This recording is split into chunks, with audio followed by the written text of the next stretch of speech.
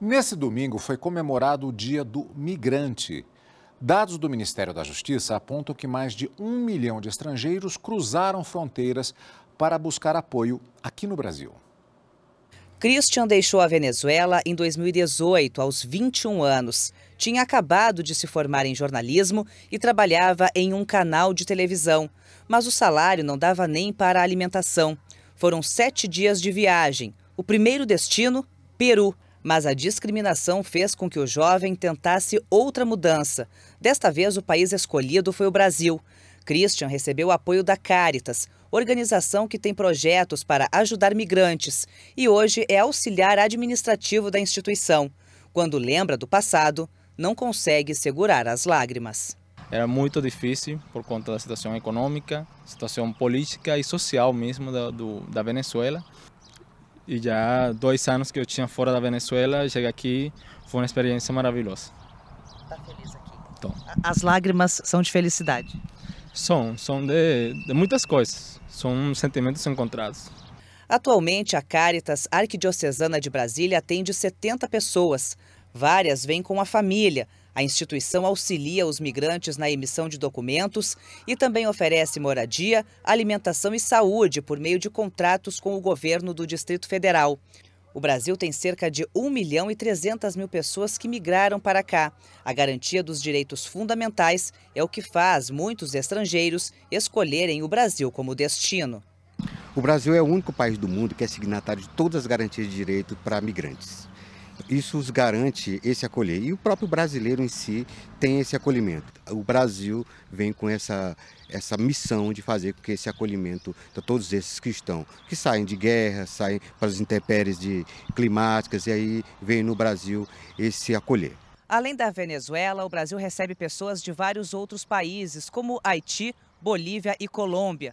Muitas enfrentam viagens longas e cansativas para fugir da situação de vulnerabilidade. É o caso de Pedro, que também deixou a Venezuela em 2018 em busca de uma melhor qualidade de vida. Aqui no Brasil, arrumou emprego e ajuda a mãe e a irmã que ficaram na Venezuela. Estou tranquilo porque sei que estou ajudando a minha mãe, a meu irmão, que estão lá. Porque minha mãe não quer vir para cá. Já é uma pessoa já velha, já tem 70 e pouco de anos. Aí ela fala assim, não, eu fico aqui. Vamos continuar falando sobre a situação dos migrantes. A repórter Aline Barcelos conversou com Tatiana Cardoso Scaff, advogada especialista em direito internacional. Ela também é professora na Universidade Federal de Uberlândia, em Minas Gerais, e coordenadora do Programa de Assessoria Jurídica para Estrangeiros em Situação Irregular ou Risco da universidade. Professora, em relação aos migrantes, quais são os direitos e deveres dessas pessoas aqui no Brasil? Os migrantes hoje estão cobertos pela Lei 13.445, que foi editada em 2017 e acaba prevendo ali no seu artigo 4º os direitos dos migrantes no nosso país. Em especial, eu devo salientar, por exemplo, que ele trabalha com a ideia de que há uma igualdade entre migrantes e nacionais, não apenas em relação, por exemplo, ao direito à vida, liberdade, igualdade, segurança, propriedade, senão também a direitos civis, sociais, culturais, econômicos, além de, claro, direito de livre circulação no nosso território, direito de reunião para fins pacíficos, direito de associação, acesso à justiça, que acaba sendo também um direito bastante importante. Além disso, falamos sobre assistência jurídica integral, de maneira gratuita, inclusive se o migrante não tem, por exemplo, condições de arcar com uma assessoria específica. E também devo salientar outros direitos mais voltados à área também social e econômica, como abertura de conta bancária, sendo prevista literalmente na lei, que é um direito muito importante, além dos direitos sociais, como, por exemplo, seguridade social e participação em projetos de política pública do governo federal, como Minha Casa Minha Vida, o Vale Gás, enfim, o migrante também tem direitos. Agora, professora, tem diferença ali entre o migrante que vem para o Brasil de uma maneira legal daquele migrante refugiado? O refugiado também tem acesso a todos esses direitos? Essa é uma pergunta muito importante, porque o refugiado no Brasil, ele, além de estar coberto pela Lei 13.445 de 2017, ele também está coberto por uma outra lei, que é a 9474 de 1997, que é uma legislação específica que trata, por exemplo, de direitos específicos para os refugiados.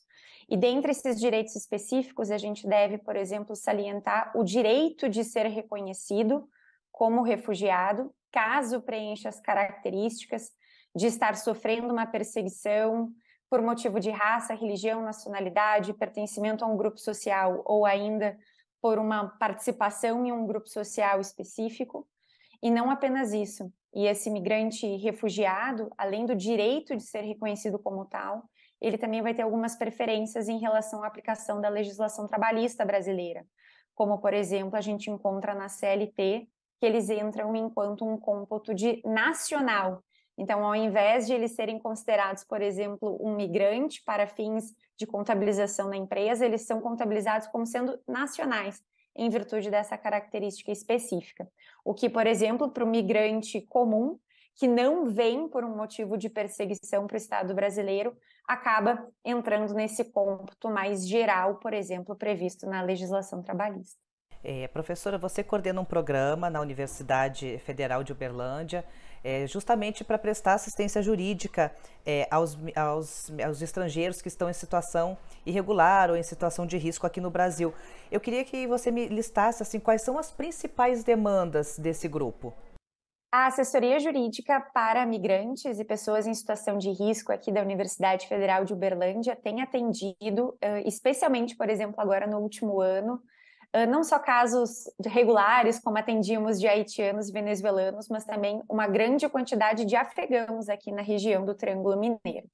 E as maiores pautas são não só para um auxílio da vinda desses migrantes no Estado brasileiro, para conseguir, por exemplo, um visto temporário para fins de acolhida humanitária, mas também para a própria regularização desse migrante quando chega aqui no Brasil, na tentativa de obter, por exemplo, a documentação necessária para permanecer de maneira legal no Estado brasileiro, mas também outros documentos que fazem parte do dia a dia e que são bastante relevantes, como, por exemplo, a obtenção de um CPF, para que até ele possa ser atendido no Sistema Único de Saúde, ou, inclusive, a possibilidade de conseguir vagas em escolas, que também é uma demanda bastante alta. E vocês contam com algum parceiro? Dentre os parceiros que nós temos aqui na universidade, nós temos a Cátedra Sérgio Vieira de Mello, que também temos aqui no âmbito da universidade, senão também algumas ONGs locais. Essas ONGs, elas são bastante importantes para o encaminhamento desse migrante à nossa assessoria, para que a gente possa prestar esse auxílio mais individualizado e humanizado em relação a esse migrante. O qual, claro, caso não tenha um auxílio específico, por vezes acaba ficando descoberto de proteções, inclusive de saber os próprios direitos deles no Estado brasileiro. E aí, nesses casos, professora, dessas pessoas que não têm esse tipo de orientação, que não estão sendo ali amparados por alguma ONG, alguma instituição, o que essa pessoa, ela chega aqui, a quem que ela pode recorrer? O que ela pode fazer? No âmbito da Lei Federal 13445, a gente teve uma modificação bastante significativa, que foi a atribuição de uma responsabilidade maior para a Defensoria Pública da União para auxiliar esses migrantes. A DPU, no caso, ela vai ter essa possibilidade de auxiliar o migrante, não só, por exemplo, para fins da sua regularização, mas especialmente quando ele se encontra irregular no Estado brasileiro, que os seus direitos sejam respeitados. Então, é bem importante esse trabalho da DPU para fazer com que os direitos humanos dos migrantes sejam de fato assegurados, caso eles não tenham essas outras formas de assessoramento, como, por exemplo, a gente faz aqui na UFO. Professora, muito obrigada pelos seus esclarecimentos e pela sua participação aqui no Jornal da Justiça. Eu que agradeço, muito obrigada.